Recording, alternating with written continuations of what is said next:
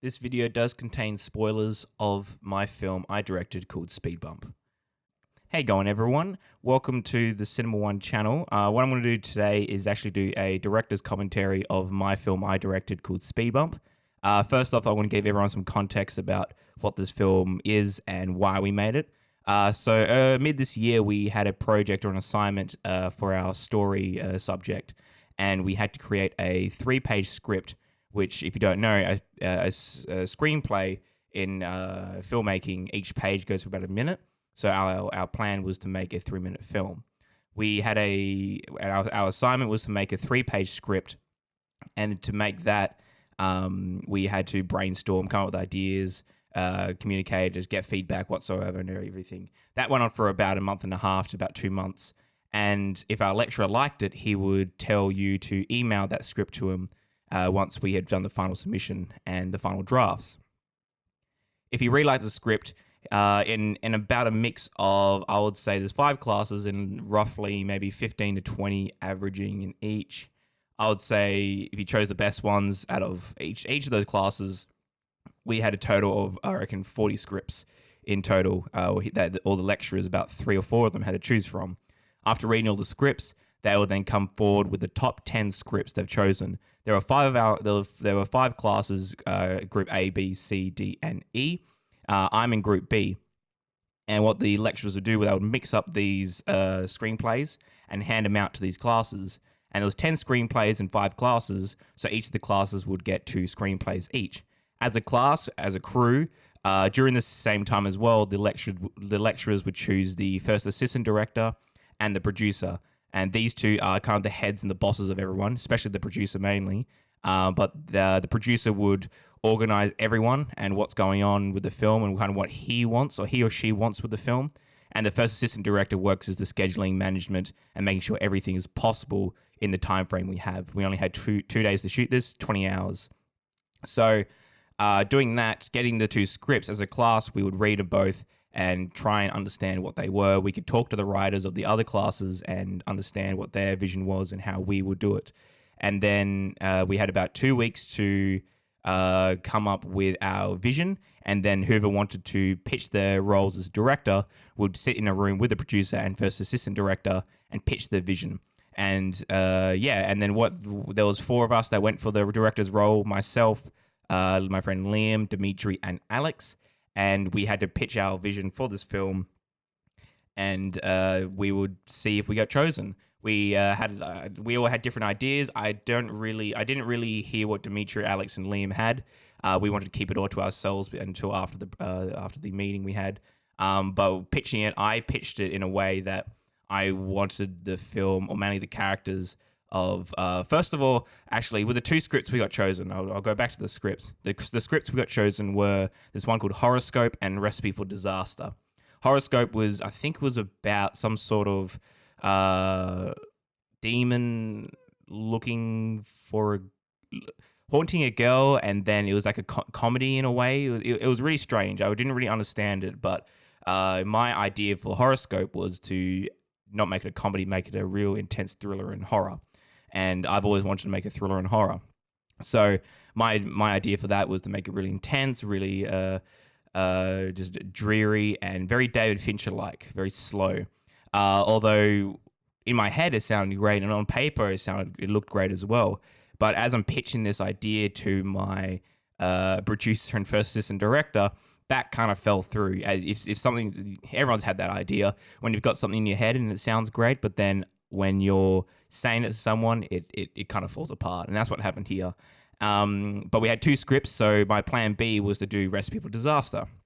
And Recipe for Disaster is Speed Bump. We changed the name of the title near the end of the rewriting phase of this film. So all of us 3 weren't happy with my pitch for Horoscope, so I decided to move on to Recipe for Disaster. And Recipe for Disaster, I didn't plan as much compared to Horoscope, but what I did was I went up to my producer and first assistant director, and I pretty much said that I want the main character, to be very awkward. He can't find his words, and the best thing was that I highly relate to that character, and I wanted to make that character almost as me, and then put myself into put my personality and what I do as a human being when talking to other people, very awkward and I can't find my words, apply that to the actor, and then just feels much more natural when directing. And my producer really liked that. First assistant director really liked that too. I also pitched that I wanted a big crowd. I wanted the actor to feel very almost very alone in this big space with a lot of people, and that he just didn't know what to do when there's a lot of people there in the space of the party. So he found out, my producer said to me that I was the only one that pitched for Recipe for Disaster to have multiple people and extras, and he liked that. So it all came down. I left that meeting really disappointed with myself, really angry. I thought I could do it, but I couldn't. And I really thought my friend mate Dimitri would get it. And then later that day, my lecturer comes in with the producer and first assistant director, and he goes, we are going with the script of Recipe for Disaster, and Mark Woodridge is directing. And I was just sitting there going, what the hell? Like, I didn't expect this. So I shook Oscar's hand, my producer, and Xavier's hand, my first assistant director. And yeah, that's where it all started. So that's how it went. And then I'm going to give you I'm going to give everyone what's going on with the script as well before we started rewriting it, and then after.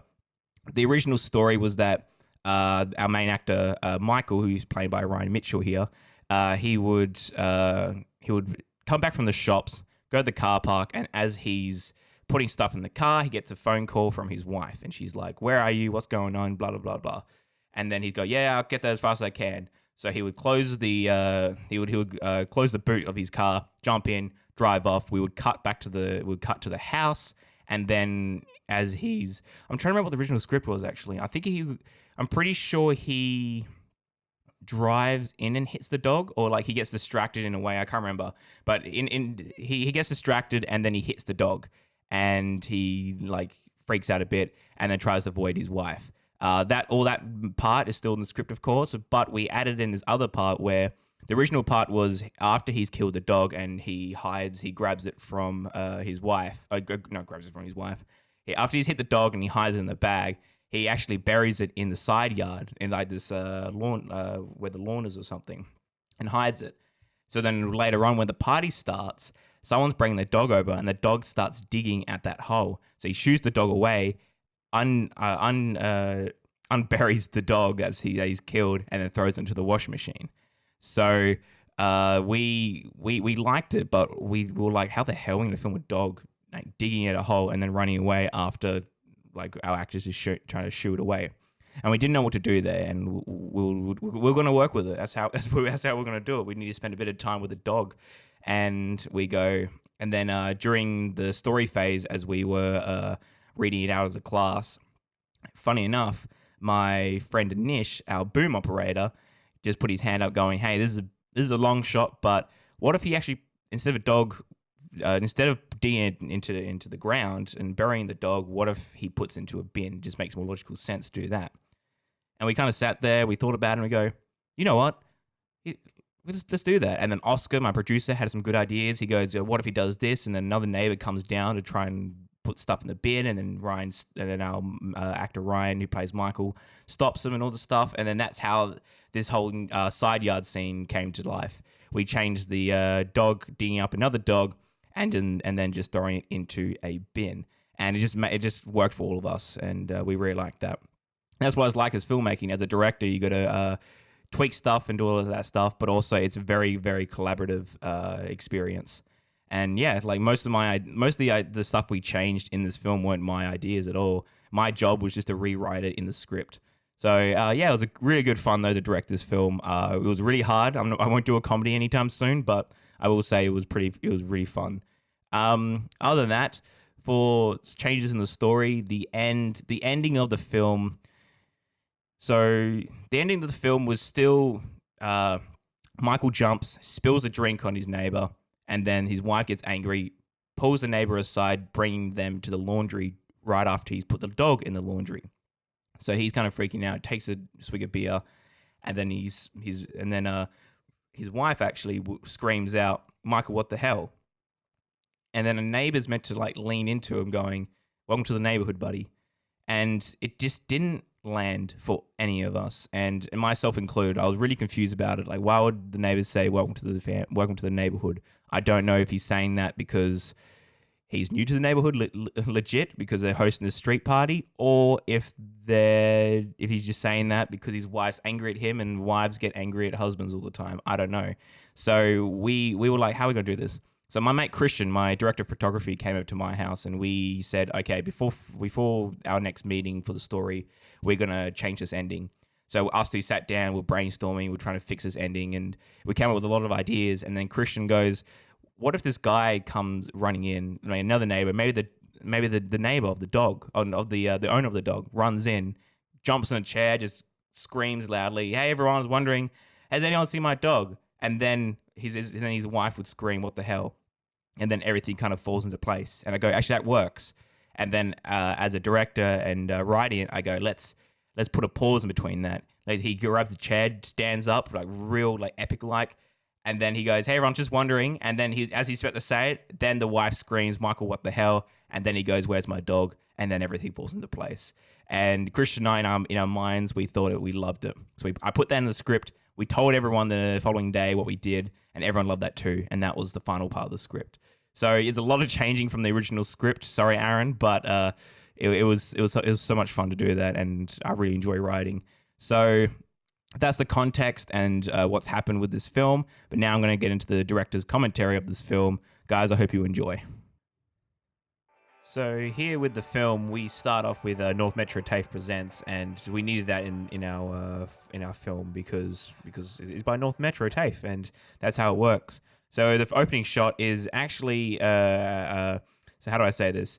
Our actor pulls up in the car at the front of the house, and if you look closely, that's not our actor. It's actually me driving. And what we had to do for TAFE is that we had to do everything by the books, and what I meant by that was we had to do everything, copyright law, all the laws we have to follow. Whether it be putting a camera on the road, we couldn't do. Whether we had to wear high visible vests and etc. and everything. And one of the laws was that no one could drive. This was my car, this Toyota Corolla here. But no one could drive the car unless I have insurance for someone else to drive it. And I didn't know if I did or not. And I highly doubt I did because I only got the car like a year and a half ago. So it just made it easier because me and the actor Ryan looked sort of similar, and especially when the camera is not near me, I could technically be in front of camera driving my car. So I just wore my actor's shirt and drove the car in, and my DP and my first assistant director kind of directed that scene and that shot mainly. So I pull up and then we cut closer in. This is our actor Ryan Mitchell. He's a great guy. He was a really nice guy. He was, and did such a great job with this. He played Michael. And with this, we simply had a camera locked on a tripod on the grass. It wasn't on the road. It was on the grass. It was legal from what we were doing. And we just had it there, and we were allowed, from the permission of our producer and our mentors on the set, our lecturer mentors, we were allowed to reverse the car with no one else in the car but the actor, but like a meter or 2 meters at the most. So you just kind of slowly goes out of frame, and here you can clearly see it's me. I'm sorry to ruin it for you guys, but that is me driving. And in the script, originally I think it was him forward parking, and he was meant to be distracted by the phone. But legally, you can't touch your phone while driving. So we couldn't do that when him touching his phone and playing around with it and talking to his wife and everything while driving. So he stops and answers the phone and then pulls back and then reverses. And that's what I did here. But the idea was he's meant to be distracted by his phone, pulls into the forward parks into the house, and then hits the dog. But we couldn't redo that, and we found it more easier and just more plausible if he's reverse parking and then he hits the dog because you can't really see it, and he's being distracted by his wife on the phone. So he reverse parks, and then a good point here was that the letterbox actually hides the back wheel where technically the dog's meant to be. So you don't actually see anything there, which is a good point. And then, with this shot, actually, we had the camera. This shot was thought of by my director of photography, Christian. And what he said was that we can shoot him through the passenger window, shooting at the actor, pan down slightly, pull focus to the beware of dog sign, pull focus back, and then he goes, shit, and then it cuts to the next scene at the kitchen. And I thought I loved that. So we went along with it. And with this scene, we have one of our mentors, Jamie, and my first assistant director, Xavier, at the back of the car, of the boot, bouncing the car on the boot as I call action. Or he calls action, actually. So we look at that, pan back, then shit. And then, yeah, the title Speed Bump comes up. Look, the music wasn't really it was my choice as a director, it was, but we can only use music that was copyright free and a part of TAFE, and this is all we had. It wasn't the best music, but it's all we had. So this is our actress, Charlotte, actually. Charlotte Watson. She plays Isabel, the wife. Charlotte's actually a lot younger than Ryan here, and we needed to find a way to make her almost older. Not older, but similar age, and it was hard to get that. So my art director, Suki, played around with some costumes and got some sizing right and tried to make her hair look a little bit different to make it look older and everything. That was the idea. Christian came up with this really good idea of having this perspective shot, not a perspective shot, but the shot where we had the two actors in the frame. We had the one who has the most power, Isabel, in the foreground, and then Ryan, our character, Michael, in the background, having less power in the frame, which I thought worked really well. So he tries to hide the dog. And then, yeah, this was the side part as well. We had some moving boxes hiding some stuff as well in the frame. And if you notice here, we didn't notice, none of us in the edit noticed this until we started cleaning up the sound. But if you go back, and as Ryan's saying, oh, I love you, I'll be back soon, just seasoning the meat, Charlotte actually says underneath her breath, fuck you. And we had no idea she actually says that until we started playing around with the sound and the audio. And that was really cool. We didn't notice that until we got to the edit, which was really cool Easter egg. Come back to this shot, and then this was the more dramatic part of the scene. This was where I needed Charlotte and Ryan, our two actors, to really get into each other, especially Charlotte. She has to wear the pants in this relationship. And this really sets up the stakes of the film. And if Ryan's caught with his dog, she could divorce him, and we don't know what could happen. So, or if she'll fight him or whatever. She's got a knife. We don't know what's going to happen. She's slamming the knife down, getting real aggressive, and this was so much fun to direct. I think, what shot was it? This shot here where we had the camera here, all the crew's behind us, Ryan's in front, acting out his scene. We've done the rehearsing and the blocking of the scene so many times, we kind of knew how it all worked. And I wanted to direct next to the camera, not behind the monitor. So I'm in this scene. I'm playing around with Ryan and Charlotte and everything. But the camera where it's placed is the only entrance and exit of the kitchen. And during this shot, I'm actually crouching down on the left of Ryan there, just behind Charlotte. You can't see in the frame, of course, and that's the reason I'm crouched right down. I'll try and show some BTS footage of it, but I got some footage of me during the take as Ryan's acting out here, and I'm actually crouching down next to him on the left, which I found pretty funny. We're rolling. Same, 6, beta, take 3. Okay. All right. Frame. Action. She turns back. So this shot here, just before that, this was originally meant to be a match cut. Ryan's meant to be standing there with the glass of water, and then when he goes, "How many people are coming today?" with a match cut to the next part on the outside later on that day. The thing is, during the edit, it wasn't really working. It wasn't really hitting. And as a director, and the producer and my lecturers all said that it wasn't really working, so we cut that out. But we didn't actually cut out the match cut. We just put something in between it with Charlotte, or Isabel, shall I say, turning around, giving this glance of what the fuck. So originally in this part, Michael, played by actor Ryan here, he's meant to be in this group of circle, about 3 or 4 men. They're all having a good chat. They're all having a good laugh. But Michael isn't really in there. He's meant to be very awkward. He doesn't know how to get into the conversation. And this is where my directing comes into play about how I can't really talk in large groups. I like to talk one-on-one, but large groups I can't really get in. So this was in the script that was meant to happen, but then he's meant to walk off somewhere and then go to the side yard. He's meant to be bored, or just he can't get into the conversation. So he decides to go to the place. What that's on his mind is about this dog. And I think in the script we changed it, or on the day we didn't feel it was too natural. So my Xavier, Christian, and myself were trying to find a way to spice this up or change it. And then I came up with this idea where we had two people talking to each other, two or three people, whatever it was, and then Michael in the middle just looking real strange and just doesn't know what's going on. Like the whole conversation where he's just a bit awkward, he can't get into it. And then we have Glenn on the right here say, hey, I'm just going to throw these bottles into the bin. I'll be back. And he goes, yeah, sure, good. He walks off. And then we give it a second, and then Ryan, and then our actor Michael goes, oh shit, the dog's in the bin. He then runs to the bin. And I pitched that to Christian and Xavier during the day, and they go, yep, let's fucking do that. And this scene here, this side yard, is actually the first scene we ever shot in the film. It was so much fun. My favorite scene of the whole film as well, the side yard. This works so well, it does. Some fun fact of BTS as well with this. We were shooting the side yard scene and everything was going well. And then we got to the last shot and the power goes out. But the power only went out in the garage where this was shot. And we couldn't figure out why. Like nothing had tripped. The garage, nothing would work in the garage. No lights would turn on. Everything inside the house would work. But nothing would work for power wires in the garage. And we couldn't get any extension cords.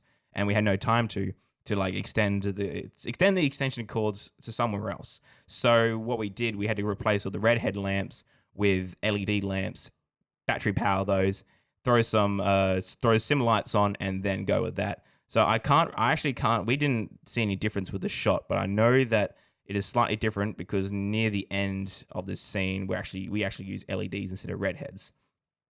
And with this as well, our actors Glenn and Ryan, they were a little confused with the script. The script had them going, I think it had Glenn going, I'm just going to throw these in the bin. And then Ryan goes no, I'll take those. But with the scene, I didn't want Ryan to take those because he takes the dog out of the bin. And they go, look, that doesn't really make sense. I said, look, I'm going to talk to my crew and just tell them what's going on. I'll let you guys figure out what you want to do with the script.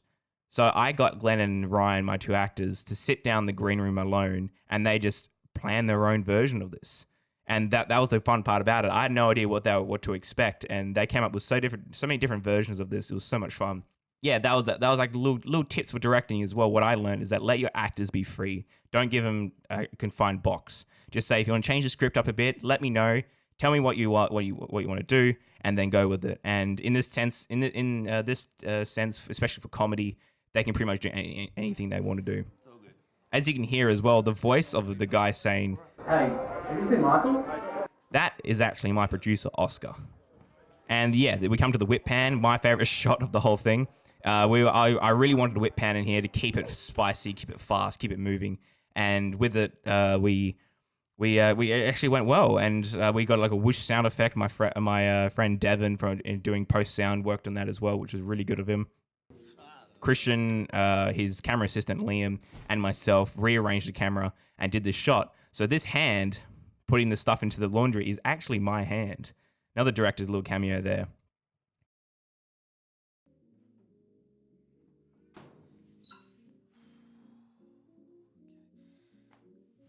So we come out here to a handheld shot, and this shot was so complicated. We had our advanced diplomas who were the year above us in TAFE. We had Cassidy with the shoulder rig with holding the red. Our friend, our other mentor Joel, holding his back, just guiding him backwards, holding the cables as well. We had people on the sides, lights everywhere, and we had to cue everyone at the right points as well. So then, we have Charlotte come out of the corner going, Michael, and then we cut to this shot where we have Glenn getting stuff spilt on him. It was really tricky to spill a beer bottle on someone. So Glenn actually had to have the beer bottle halfway already up, ready to spill before he actually spills himself. That was a good little direction of Ryan, my actor as well. When he's saying sorry, he goes cool and calm, I'm sorry. And that was really good. I didn't tell him to do that, but I liked that a lot.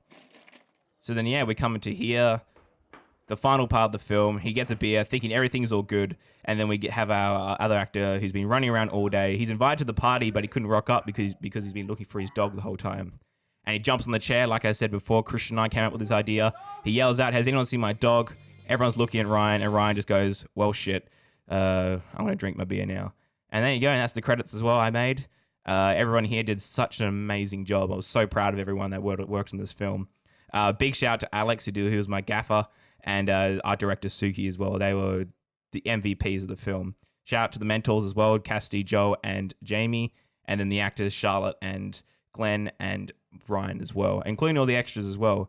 And one little fact as well, the house we shot at was actually my grandparents' house, and they didn't get a cameo, but the house is the whole thing we shot there, and it was so much fun. They were so lovely. They were very happy with it. And yeah, if you listen to this, Grandma and Granddad, thank you very much for your house.